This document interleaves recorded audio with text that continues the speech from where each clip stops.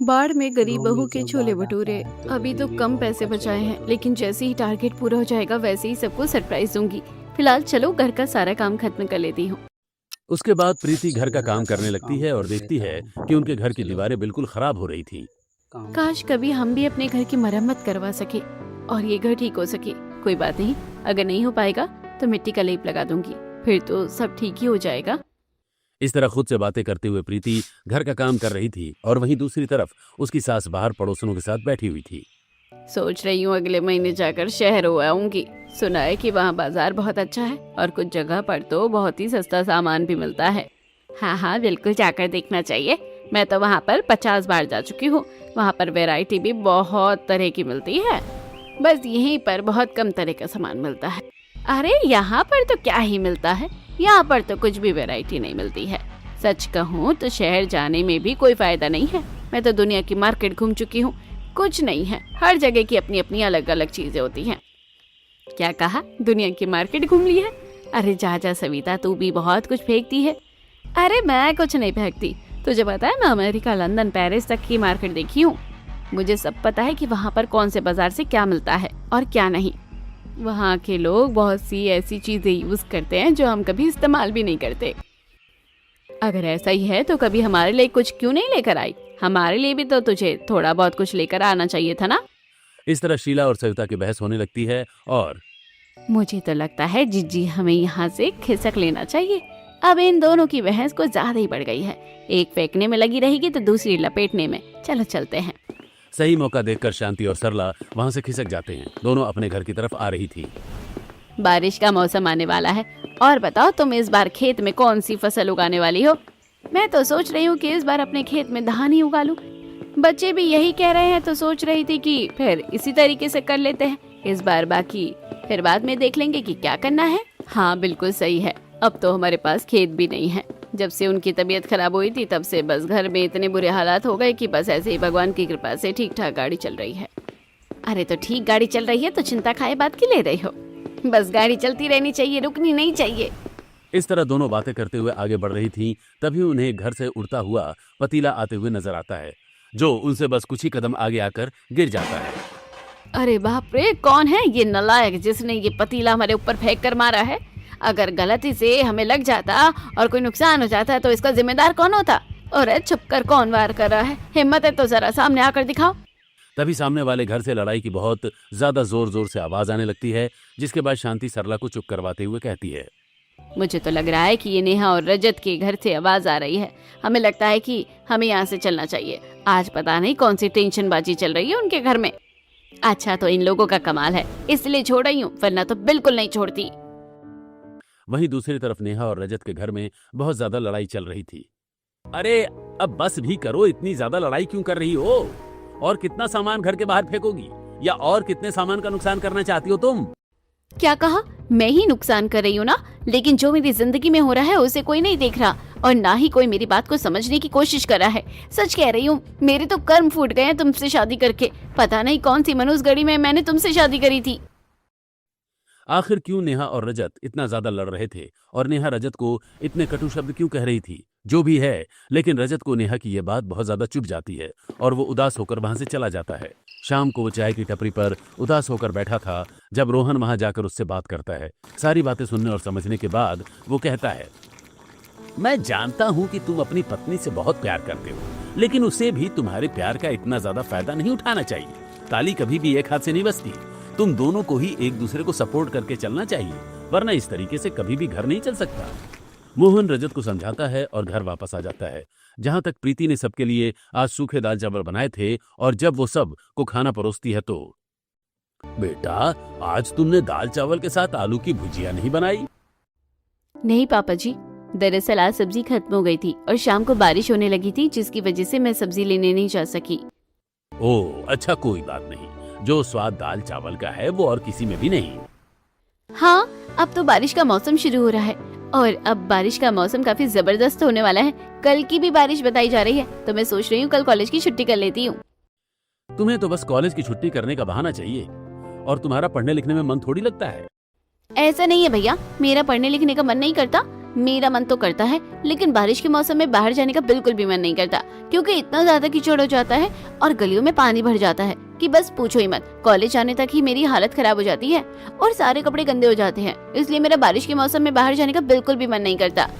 हाँ, सो तो है, बारिश के मौसम में भला किसका ही मन करेगा बाहर जाने का। सब ऐसी बातें कर रहे थे और अगले दिन प्रीति पैसे जोड़कर दुकान से कुछ छोले और मैदा लेकर आती है और बाहर बारिश हो रही थी, इसलिए वो सबको सरप्राइज देने के लिए सुबह सुबह ही छोले भटूरे बना रही थी। छोले उबालने के बाद उसने एक कढ़ाई में छौंक तैयार करके उसमें छोले पकने के लिए रख दिए थे और मैदे का आटा भी उसने लगाकर साइड में रख दिया। आज तो सबको छोले भटूरे बनाकर खिलाऊंगी।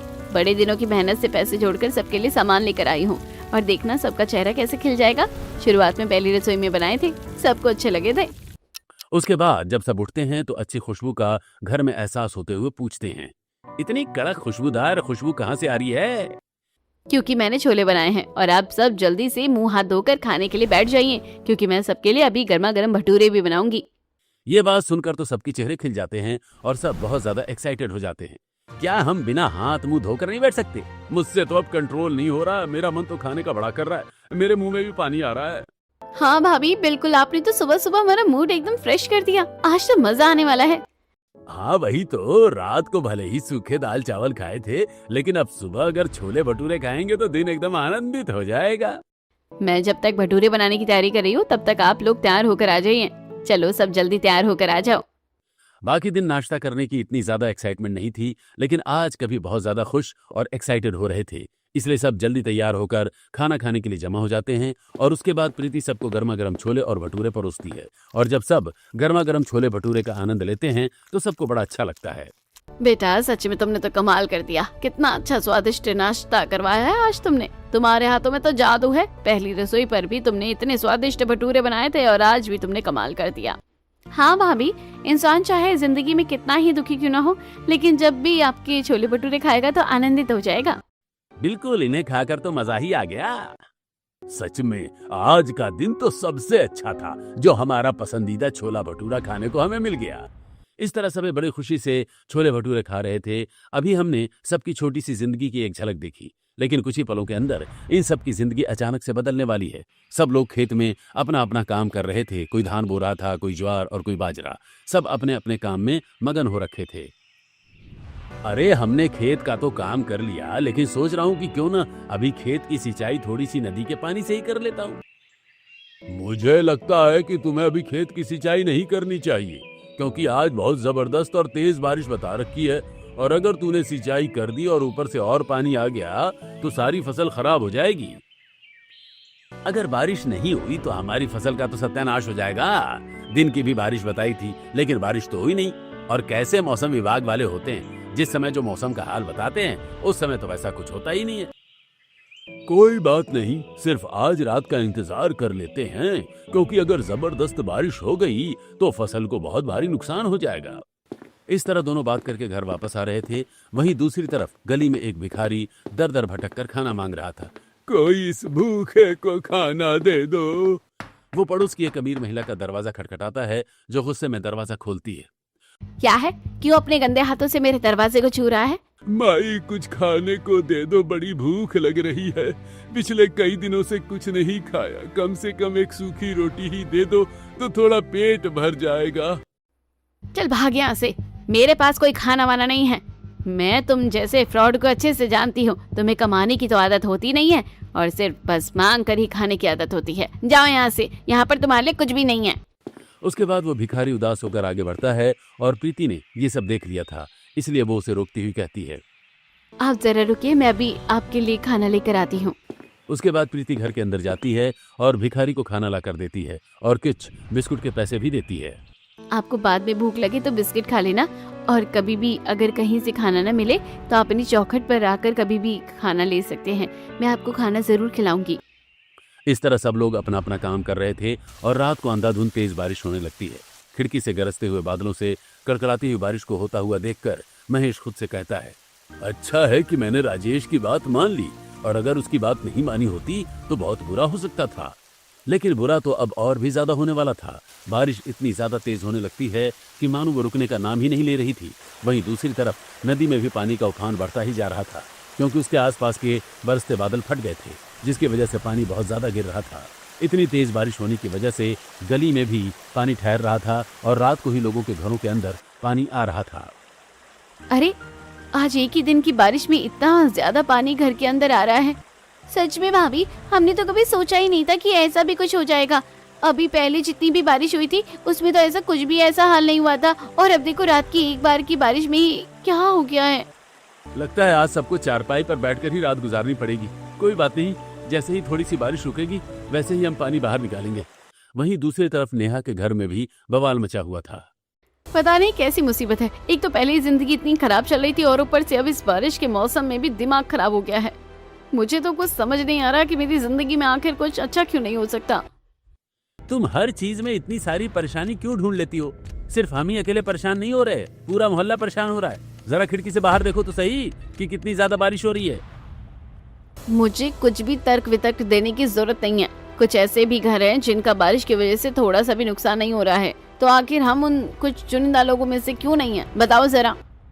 इस तरह नेहा फिर से रजत से लड़ाई करने लगती है और पूरी रात छम बहुत ज्यादा तेज बारिश हो रही थी। वहीं दूसरी तरफ सुबह जाकर थोड़ी सी शांति होती है तो सब लोग घर के बाहर आते हैं और देखते हैं कि गली के अंदर पानी भरा हुआ था। इतना ज्यादा पानी भर गया है, मुझे तो चिंता है कि हमारे खेतों में भी पानी भर गया होगा। बिल्कुल सही कहा, इस तरीके से तो सारी फसल खराब हो जाएगी। और इतना ज्यादा पानी भर गया है तो हम इसकी निकासी कैसे करेंगे भला? मुझे तो कुछ समझ नहीं आ रहा है। कोई बात नहीं भाई, परेशान होने की जरूरत नहीं है। धीरे धीरे करके थोड़ा बहुत पानी निकल जाएगा। अभी पानी काफी कम है तो ये हो सकता है कि रात तक निकल सकता है। इस तरह सब लोग एक दूसरे को समझा रहे थे, लेकिन उन्हें क्या पता था कि एक बहुत बड़ी मुसीबत उनका इंतजार कर रही है। शाम तक तो बारिश नहीं होती, लेकिन फिर से बहुत तेज बारिश होने लगती है और शाम को भी बारिश अगले दिन सुबह तक होती ही रहती है, जिसकी वजह से गलियों में भरा हुआ पानी और ज्यादा बढ़ने लगता है और लोग परेशान होने लगते हैं। अगर ऐसे ही चलता रहा तो हमें बहुत ज्यादा परेशानी हो जाएगी। इतनी परेशानी में तो काफी दिक्कत हो सकती है। हाँ बेटा, तुमने बिल्कुल सही कहा, और ऊपर से हमारा घर काफी पुराना भी है। अगर इसमें दरार आ गई तो घर बिगड़ जाएगा। साथ में हम लोग अब सोने और बैठने लायक भी नहीं रहे हैं, क्योंकि हर जगह सिर्फ पानी ही पानी भर रहा है। अभी तो सिर्फ पानी भर रहा है, मैं तो सोच रही हूँ कि कहीं गलती से भी हर जगह त्राई त्राई हो जाए। सभी लोगों के घरों के अंदर पानी आ रहा था। सविता, जिसका घर टाइल पत्थर से बना हुआ था और काफी अच्छी बनावट में था, लेकिन प्रकृति कहाँ किसी को छोड़ती है, सबका बराबर हिसाब किताब होता है। हे भगवान, मेरे सारे सोफे गद्दे सब कुछ खराब हो रहे हैं। इतना महंगा सोफा सेट लेकर आई थी और सब कुछ पानी में बह रहा है। पता नहीं ये कब ठीक होगा, कुछ समझ नहीं आ रहा क्या करूं। अरे मम्मी जी, सोफे वगैरह तो सब ठीक हो जाएंगे, लेकिन अगर हमारी जान पर बनाई ना तो हम क्या करेंगे? आपने देखा था ना कि किस तरीके से दूसरे स्टेट के अंदर बाढ़ आ रही थी, और मुझे तो वैसे ही लक्षण दिख रहे हैं। अरे चुप कर, काली जुबान से क्या गलत शलत बोले जा रही है। अपनी जुबान पर थोड़ा कंट्रोल किया कर, कुछ भी अनाप शनाप बक रही है। अरे कुछ नहीं होगा, बस थोड़ी सी तेज बारिश हो रही है, और सुना है कि नदी के आसपास बादल फट गया था, इसलिए यहाँ पर इतना ज्यादा पानी भर रहा है। 1-2 दिन की बारिश के बाद जब ये बादल शांत हो जाएंगे तो सब ठीक हो जाएगा। लेकिन ऐसा कहाँ होने वाला था। हालांकि कभी भी मुसीबत के लिए हर कोई अपने आप को तैयार ही करता है कि कुछ गलत न हो, लेकिन हमेशा उनके सोचने जैसा ही कुछ हो सकता हो, ऐसा संभव नहीं। बारिश इतनी ज्यादा हो रही थी कि थमने का नाम ही नहीं ले रही थी, और वहीं दूसरी तरफ नहर और नदी का पानी मिक्स होकर गांव के अंदर बढ़ता ही जा रहा था। सब लोग अपनी अपनी छत पर जाकर बाढ़ से बचने की कोशिश कर रहे थे। हे भगवान, हमारे गांव में क्या हो गया? देखो तो हर जगह से पानी ही पानी हो गया है। अब हम सब क्या करेंगे? मेरा घर तो पूरा डूब गया है, और यहाँ तक कि मेरे महंगे सोफे और मेरा महंगा सारा सामान भी खराब हो रहा है। सामने वाली छत से प्रीति चिल्लाते हुए कहती है, आंटी, मुझे लगता है कि फिलहाल आपके घर और सोफे के बारे में आपको इतना नहीं सोचना चाहिए, बल्कि अपनी जान और खाने के बारे में सोचना चाहिए। मैं आप सबसे कह रही हूँ, अगर घर में जितना भी खाने का सामान है उसे अच्छे से प्लास्टिक और लोहे के डिब्बे में पैक कर लीजिए, क्योंकि कभी भी कुछ भी हो सकता है, क्योंकि अब हालात बहुत ज़्यादा बिगड़ रहे हैं और हमें उसके लिए खुद को तैयार कर लेना चाहिए। तब सामने वाली छत से सरला कहती है कि हाँ, तुमने बिल्कुल सही कहा, मुझे तो बहुत ज़्यादा चिंता हो रही है। अगर हमारे पास खाने को कुछ नहीं होगा तो हम भूखे ही मर जाएंगे। इसलिए हम सबको कोशिश करनी है कि खुद को भी हम बाढ़ के पानी से बचा कर रखें, और साथ ही खाने पीने का भी सामान साथ में रखें, ताकि हम सब मुसीबत के समय कम से कम कुछ खा पी तो सके। आपस में सब लोग इस फैसले पर पहुंचते हैं और अपने घरों के अंदर जो भी खाने का सामान होता है उसे बचाने की तो कोशिश कर ही रहे थे, और अब उसे छत पर लाकर काफी टाइट कंटेनर्स में बंद कर लेते हैं ताकि सब कुछ सही रहे। फिलहाल थोड़ी देर बारिश रुकी थी। मुझे तो बहुत ज्यादा भूख लग रही है। हम क्या करें, यहाँ पर तो खाना बनाने के लिए कुछ भी नहीं है। तब प्रीति नीचे जाती है और कढ़ाई लेकर आती है और साथ में छत के ऊपर ही ईंट का चूल्हा बनाकर वहां पर खाना बनाने की कोशिश करती है। लेकिन क्योंकि सारी लकड़ी गीली हो गई थी, इसलिए वो इसमें कामयाब नहीं हो पाती। माफ करना, लेकिन अभी खाना बनाना बिल्कुल भी संभव नहीं है, क्योंकि सारी लकड़ी गीली हो गई है और ऐसे में उन्हें जलाकर खाना बनाना तो बिल्कुल ही ज्यादा असंभव सा लग रहा है। सामने वाली छत से राजेश कहता है, तो अब हम क्या करेंगे? मुझे तो कुछ समझ में नहीं आ रहा और हम यहाँ छत पर फंस कर रह गए हैं। तभी वहां दूरी से नदी का पानी एकदम से बहते हुए आता है और कुछ लोगों के घर तोड़ देता है, जिसके बाद सभी लोग बाढ़ के पानी में गिर जाते हैं। कुछ लोग तो तैरते हुए पेड़ों के तनों का सहारा लेते हैं और कुछ लोग जिन्हें तैरना आता था वो एक दूसरे की आपस में जान बचा रहे थे। शांति का परिवार पेड़ के तने के ऊपर बैठा हुआ था। प्रीति और निधि, तुम माँ और पिताजी का अच्छे से ध्यान रखना। मैं बाकी गांव के डूबते हुए लोगों को बचा कर आता हूँ। ठीक है जी, लेकिन आप ध्यान रखना। अब सभी लोगों की मजबूरी हो गई थी कि उन्हें घर छोड़कर ही जाना पड़ रहा था, लेकिन जाते कहाँ और किस तरह। कुछ लोगों ने पेड़ के तनों पर बैठकर लकड़ी का सहारा लेकर उसे नाव बनाकर आगे बढ़ने की कोशिश की, तो कुछ लोगों ने जो भी तैरता हुआ सामान मिला उसके ऊपर बैठकर खुद को बचाने की कोशिश की। जिस तरीके से एक फ्रिज बहते हुए जा रहा था तो उसके ऊपर बैठकर सब लोग वहां से जा रहे थे। सभी गांव वाले एक दूसरे की मदद कर रहे थे। रोहन भी कुछ डूबते हुए लोगों की जान बचाकर उन्हें सब चीजों पर सवार करके आगे बढ़ रहा था। अरे बेटा, मुझे तैरना नहीं आता। अब मुझे लगता है कि मैं नहीं बच पाऊंगा। अरे काका, आप परेशान मत होइए, मैं हूं ना, मैं आपको लेकर जाऊंगा। सामने वाले तने पर नेहा बैठी हुई थी और वो दूर से रजत को देख रही थी। हे भगवान, बस उनकी जान बचा लेना। ये इतना समय क्यों लगा रहा है? मेरा तो दिल बैठे जा रहा है। साथ ही वहां पर कुछ कैंपिंग वाले भी उन लोगों की जान बचाने आ जाते हैं और जो लोग ज्यादा खस्ता हालत में थे उन्हें नाव में बिठाकर वहां से ले जाते हैं। इस तरह बड़ी मुश्किल से बाढ़ का पानी पार करते हुए आखिरकार सब एक जंगल पर पहुंच जाते हैं, जो कि गांव से काफी ऊंचाई पर था और वहां पर बाढ़ का पानी नहीं पहुंच सकता था। आखिरकार सब लोग वहां पर पहुंच जाते हैं। हम लोग डिजास्टर मैनेजमेंट वाले डिपार्टमेंट से हैं। आप सबको चिंता करने की जरूरत नहीं है। फिलहाल आप सबको यहाँ पर रहना होगा और क्योंकि हम सबको एक साथ लेकर नहीं जा सकते, बाकी जगहों पर भी बड़ी समस्या हो रही है। उम्मीद है कि ये जंगल आप लोगों के लिए एकदम सुरक्षित होगा। हम आपके लिए यहाँ पर खाना भिजवा देंगे। इतना कहकर वो लड़का अपनी टीम के साथ चला जाता है और जब गांव के सभी लोग वहां पर सुरक्षित पहुंच जाते हैं तो सब थोड़ी सी राहत की सांस लेते हैं। लेकिन नेहा रो रही थी क्योंकि हे भगवान, अभी तक मेरे पति क्यों नहीं लौटे हैं? आखिर वो कहाँ रह गए हैं? सब लोग नेहा को सांत्वना देते हैं और कहते हैं, तुम चिंता मत करो, वो सही सलामत आ जाएंगे। मुझे कहीं पर मम्मी जी भी नजर नहीं आ रही है, पता नहीं कहाँ रह गई। मुझे भी बहुत चिंता हो रही है। इस तरह गांव के एक दो लोग अभी मिसिंग थे और डिजास्टर मैनेजमेंट वाले सभी को थोड़ी सी खिचड़ी देकर चले जाते हैं और सब लोग मन मारकर खाना खा रहे थे, क्योंकि एक ही पल में उनका सब कुछ उजड़ चुका था। और फिर ऐसी हालत में जंगल में रहना भी कितना मुश्किल हो रहा था। 2-4 दिन बीत जाते हैं और वो लोग रूखा सूखा ही खा रहे थे। मुझे तो समझ नहीं आ रहा कि आखिर ऐसी जिंदगी जीने का क्या फायदा है। हम यहाँ जंगल में बैठे हैं और हमारे घर तबाह हो चुके। मैंने अपनी आंखों से अपने घर को टूटते हुए देखा, खेत भी उजड़ गया है। ऐसी जिंदगी का क्या फायदा। सही कहा, हम और हमारे बच्चे यहाँ पर फंस कर रह गए हैं। हम क्या ही कर सकते हैं? मुझे नहीं लगता कि कभी भी जिंदगी में हमारी जिंदगी वापस सामान्य हो जाएगी। इस तरह सब लोग निराश होकर बातें कर रहे थे और तभी थोड़ी देर बाद वहां पर रजत सविता को लेकर आता है, जिसे देखकर नेहा बहुत खुश हो जाती है और दौड़कर रजत के पास जाती है। आप एकदम सही सलामत वापस लौट आए हैं। मुझे इससे ज्यादा और कुछ नहीं चाहिए। भगवान का लाख लाख शुक्र है कि आप बिल्कुल ठीक हैं।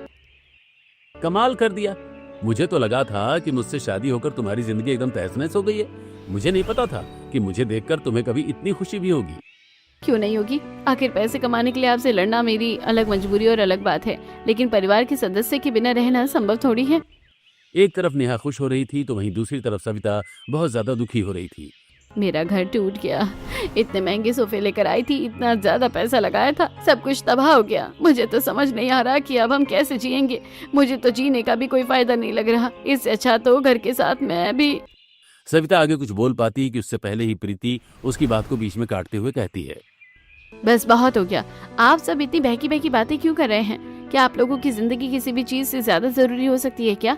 पिछले 4-5 दिन से देख रही हूँ, हर कोई बस उदास बैठा है और बार बार अपनी जिंदगी को कोस रहा है। आंटी जी, घर में चाहे कितने भी महंगे सोफे या महंगा सामान क्यों ना हो, लेकिन वो कभी भी इंसान की जिंदगी से कीमती नहीं हो सकता। हम सबकी जिंदगी बच गई, हमारा परिवार सही सलामत है और हम जब जिंदगी में आए थे तो बिना पैसों के आए थे, तो ऐसा कुछ है। कि हम यहाँ से सही सलामत बचने के बाद दोबारा अपनी जिंदगी को शुरू कर सकते हैं। बेटा, इतनी बड़ी बड़ी बातें करना आसान होता है, लेकिन इस मुसीबत में हमें अंधकार के अलावा और कुछ दिख भी तो नहीं रहा है। सही कहा। अभी तक तो मैं सोच रही थी कि कोई बात नहीं, कम से कम हम जीवित तो हैं, वही बहुत है। लेकिन जिंदगी में सिर्फ जिंदा रहना ही सब कुछ नहीं होता। इतने दिनों से हम सिर्फ क्या खा रहे हैं? दाल चावल खिचड़ी, बस। एक तो ऐसा खाना खा खा कर मैं तो बहुत ज्यादा पक गई हूँ। मैं मानती हूँ, लेकिन हम चाहे कुछ भी कर सकते हैं, बस हमें कभी भी जिंदगी में निराश नहीं होना है और ना ही हमें बुरा सोचना है, क्योंकि अगर हम जितना नेगेटिव सोचेंगे उतना ही नेगेटिव होगा और जितना पॉजिटिव सोचेंगे तो उतना ही अच्छा हमारे साथ होगा। इस तरह सब लोग बस मुरझाए हुए थे और आखिर उनके ऊपर इतनी बड़ी आपदा जो आई थी, उन्होंने अपने सामने कुछ चंद सेकंड में अपनी पूरी जिंदगी के कमाए हुए पैसों से बने हुए घरों को बिखरते हुए जो देखा और अपनी जिंदगी को अचानक से एक बुरे मोड़ पर आते हुए जो देखा, तो ऐसे में कौन सा इंसान जो उदास न हो। लेकिन प्रीति भी हार नहीं मानने वाली थी। वो अपने परिवार के साथ एक पेड़ के नीचे बैठी थी। कोई बात नहीं भाभी, आप किसी भी विचारधारा को नहीं बदल सकती, इसलिए ये सब छोड़िए। लेकिन प्रीति भी इतनी आसानी से कहाँ हार मानने वाली थी। वो घोषणा करती है, आप सबको लगता है ना कि हम मुसीबत के समय में भी कुछ अच्छा नहीं कर सकते, तो ये बहुत गलत है। मैं अभी आप सबको कुछ छोले भटूरे बनाकर खिलाती हूँ। सब लोग समझते हैं कि प्रीति मजाक कर रही है, इसलिए हंस देते हैं। बेटा, काफी अच्छा जोक मारा था तुमने, हमें थोड़ी सी हंसी आ गई। कोई बात नहीं, अब तुम बैठ सकती हो। अरे शांति, अपनी बहू को समझा, ये आज तो सविता से भी ज्यादा ऊंची ऊंची फेंक रही है। तेरे कहने का क्या मतलब है कि मैं फेंकती हूँ? ठीक है, अगर किसी को विश्वास नहीं है तो मैं करके ही दिखाऊंगी। उसके बाद प्रीति थोड़ी सी मिट्टी लेकर आती है और वहां पर एक बड़ा सा चपटा सा छोटा सा चूल्हा बनाने की तैयारी करती है। साथ में वो मिट्टी का एक बड़ा सा घड़ा भी बना लेती है और उसे सूखने के लिए रख देती है। शुरुआत में तो सब बस उसे ऐसे ही देख रहे थे, लेकिन उसकी सच्ची लगन देखकर पायल उसकी मदद करने आगे आती है। मैं नहीं जानती कि आज हम छोले भटूरे खा पाएंगे, लेकिन बनाने की कोशिश तो कर ही सकते हैं। और वो खाली बैठे बैठे भी बोर हो रही हूँ मैं। चूल्हा तैयार करने के बाद वो लोग जंगल से लकड़ी इकट्ठी करके लाते हैं और कुछ पत्थर भी साथ में। जब लोग तैर कर आ रहे थे तो बाढ़ में आए हुए सामान के साथ एक बड़े सा पतीला भी आ गया था। प्रीति उसे लेकर आती है और उसके बाद वो 2 लोहे के डिब्बे लेकर आती है। मैंने कहा था ना कि हमें अपनी जान के साथ साथ खाने का भी थोड़ा सामान बचाना चाहिए। मैंने छोले का डिब्बा बचाया था और ये आटे का डिब्बा तैरते हुए यहाँ आ गया। इस छोले के डिब्बे में थोड़ा बहुत मिर्च मसाला रखा हुआ है, लेकिन हमारे पास तो मैदा है नहीं। और तुमने सबको छोले भटूरे खिलाने के लिए बोल दिया। अब हम क्या करेंगे? बिना मैदे के तो छोले भटूरे नहीं बन सकते। तुम चिंता मत करो, सब हो जाएगा। उसके बाद प्रीति एक कपड़े का टुकड़ा लेती है और उसमें से 3-4 बार आटे को एकदम बारीक तरीके से छान लेती है, जिसके बाद वो मैदे में कन्वर्ट हो जाता है। तभी वहां पर नेहा भी उसकी मदद करने आ जाती है और उसके बाद वो सब सारे मिर्च मसाले पहले तैयार करने के बाद तैयार किए हुए छोले में जंगल के पार वाली नदी से पानी लेकर आती है, जिसकी मदद से वो पहले कढ़ाई में छोले उबाल रही थी। नेहा मैदे के आटे को अच्छे से गूंद कर तैयार कर रही थी। मैं जब तक सभी के लिए पत्तों से पत्तल बना देती हूँ ताकि सबको आराम से खाना मिल सके। प्रीति और पायल और साथ में निधि भी अब उनकी मदद करती है। जंगल में बहुत सारे पत्ते लेकर आते हैं और उसके बाद पत्तल बनाने की तैयारी शुरू करते हैं। सारी तैयारी होने के बाद जब छोले में छौंक लग जाता है तो काफी अच्छी खुशबू आती है। खुशबू आ रही है, मेरा तो मन ललचा रहा है। रुक जा, अभी तो बस छोले बने हैं, भटूरे बनाना बाकी है।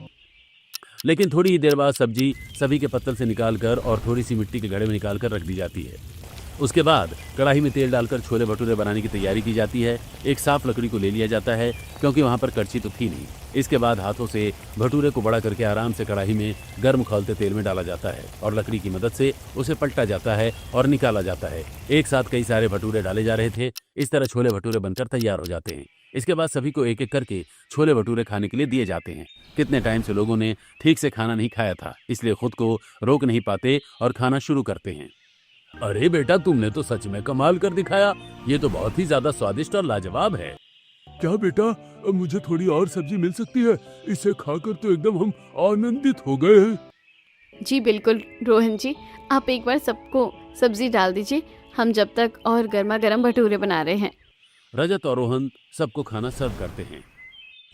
बेटा, आज के बाद तुम्हें हम कभी भी मजाक में नहीं लेंगे। तुमने तो सच में जो नामुमकिन था उसे भी मुमकिन कर दिखाया और कितने अच्छे से तुमने ये सब किया है। हाँ, तुम बिल्कुल सही कह रही थी। पैसों से ज्यादा कीमती हमारी जिंदगी है और साथ में इतना स्वादिष्ट खाना भी। मेरी तो आत्मा तृप्त हो गई इतना स्वादिष्ट छोले भटूरे खाने के बाद तो। इस तरह सभी बहुत ज़्यादा खुश हो जाते हैं और सभी ने पेट भरकर खाना खाया था। इस तरह सबका मूड बहुत ठीक हो जाता है और उसके बाद सब आपस में एक दूसरे का साथ काफ़ी अच्छे से बातें करने लगते हैं और अपने पुराने किस्से याद करके हंसी मजाक करने लगते हैं। तब एक बूढ़े व्यक्ति के कमर में बहुत ज़्यादा दर्द हो रहा था। अरे मेरी कमर में कितना ज्यादा दर्द हो रहा है। सच कहूँ तो मेरी भी कमर में बहुत ज्यादा दर्द हो रहा है। प्रीति सबकी तकलीफ को समझती है और इसके बाद वो पायल, निधि और प्रीति को इकट्ठा करके जंगल के अंदर जाती है और बहुत सारी घास लेकर आती है और उसके बाद इकट्ठी हुई घास की मदद से सबके लिए पतले पतले नरम नरम से गद्दे बनाने की कोशिश करती है। इसके बाद सभी को लेटने के लिए घास का मुलायम बिस्तर दिया जाता है और जब सब उसके ऊपर बैठते हैं और कुछ लोग लेटते हैं तो उन्हें बड़ा अच्छा लगता है। शांति, तेरी बहू ने तो सच में हमारा दिल जीत लिया। हम तो उसके बहुत बड़े फैन हो गए हैं। अरे हमारे इतनी मुसीबत और इतने बुरे दिनों को भी इसने इतना अच्छा बनाया है, सच में। इसलिए तो कह रही थी आंटी जी कि हमें इस तरीके से निराश नहीं होना चाहिए। मुसीबत में भी अगर हम धैर्य से काम लेंगे तो सब ठीक हो जाएगा। हाँ बेटा, हम तुम्हारी बात से सहमत है। अब हम थोड़ा चिंतित हैं, लेकिन यहाँ से जाने के बाद हमारे पास कुछ भी नहीं बचा है, घर भी नहीं बचा है। परिवार के साथ कैसे रहेंगे? आंटी जी, मैंने कितनी आसानी से आप सबके लिए घास का बिस्तर तैयार किया है, तो क्या हम कुछ ईंटें और मिट्टी, छोटे मोटे सामान की मदद से अपने घर नहीं बना सकते? कहते हैं बुरे वक्त में इंसान को बस एडजस्ट करना सीखना चाहिए, वो भी बिल्कुल सही एटीट्यूड के साथ। अगर हम पॉजिटिव होकर खुद घर बनाएंगे तो फिर किसी ने कहा है ना कि जान है तो जहान है। प्रीति सभी के अंदर जोश भर रही थी और सब उसकी बात से सहमत भी हो रहे थे। हाँ बेटा, अब तुमने हमारे अंदर नई उमंग भेजी है। सच कहा, जान है तो जहान है। हम अपना जहान दोबारा तैयार करेंगे। इस तरीके से सब बहुत ज्यादा खुश हो जाते हैं और उन्हें फिर से एक नया मोटिवेशन और एक जिंदगी में नई उमंग मिल जाती है। इस तरह सभी लोग जंगल में एक दूसरे का सपोर्ट करते हुए कुछ दिन बिताते हैं और वहां से कुछ फल फ्रूट इकट्ठा करके खा लेते हैं और कैंपिंग के द्वारा आए हुए खाने को खाकर सब अपनी पूर्ति कर रहे थे। कुछ दिन बाद जब हालात ठीक होने लगते हैं तो उसके बाद सभी लोग वापस अपने गांव में आते हैं और प्रीति के आइडिया के अनुसार ही सब लोग नॉर्मल से घर बनाने लगते हैं। ये सब हो रहा था कि सभी प्रीति को एक दिन कुछ गिफ्ट देकर जाते हैं। लेकिन आंटी जी, इन सब की क्या जरूरत थी? बेटा, मुसीबत में तो तुमने हमारा कितना साथ दिया, बस उसी के लिए छोटा सा तोहफा है। और जब हम सबके घर बनकर तैयार हो जाएंगे तो हम चाहते हैं कि तुम फिर से हम सबको छोले भटूरे बनाकर खिलाओ। हाँ बेटा, बनाकर खिलाओगी ना? बहुत स्वादिष्ट थे। कहीं हम ज्यादा तो नहीं मांग रहे? बिल्कुल बनाऊंगी आंटी जी, आप चिंता मत कीजिए। बस हम सब जो अपनी मेहनत से अपना घर बना रहे हैं उसके बाद सबको जरूर खिलाऊंगी। उनके जाने के बाद क्या बात है भाभी, आपकी तो कुछ ज्यादा ही फैन फॉलोइंग हो रही है। हमारी बहू है ही कमाल, जिसने मचा दिया धमाल। इस तरह सब खुश हो जाते हैं और 6 महीने बाद जब गांव वाले लोग सेटल होने लगते हैं तो आज गांव की बहुएं प्रीति की मदद करती हैं और वो सबके लिए छोले भटूरे बना रही थी। आज पड़ोस के सभी लोग बड़े मजे से छोले भटूरे खाते हैं और अपनी जिंदगी में आगे बढ़ते हैं।